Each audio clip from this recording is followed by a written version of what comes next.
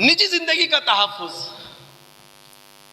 یہ ہر عام آدمی کا حق ہے اور ریاست کا فرض ہے، ریاست کی ذمہ داری ہے وہ نجی زندگی ڈسٹرب نہ ہونے دے ہماری۔ عربی میں گھر کو مسکن کہا جاتا ہے۔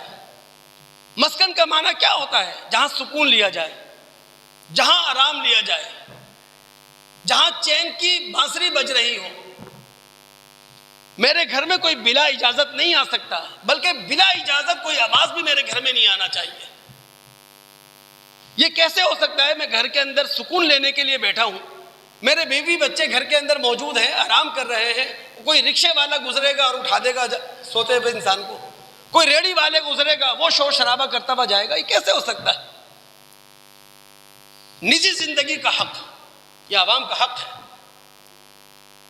یہ اللہ رب العالمین کے قرآن نے باتیں ہمیں سمجھائی ہیں، ہمیں یورپ سے مثالیں لا کے دینا پڑتی ہیں۔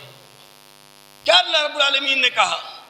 سورہ نور آیت نمبر 27، یا ایھا الذین آمنوا لا تدخلوا بیوتا غیر بیوتکم حتی تستأنسوا وتسلموا علی اہلہا۔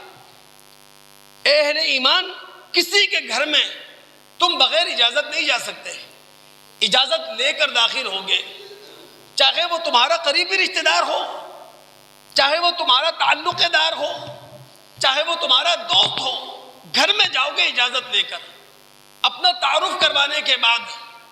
ہمارے رسول نے ہمیں تعلیم دی ہے نا، ہم کسی کے گھر میں گئے، 3 مرتبہ ہم نے سلام کیا کہا، یا آج کے زمانے کے اعتبار سے 3 مرتبہ نوک کیا، بیل بجائی، لیکن اجازت نہیں دی گئی، تو ہمارے رسول نے کیا تعلیم دی ہے؟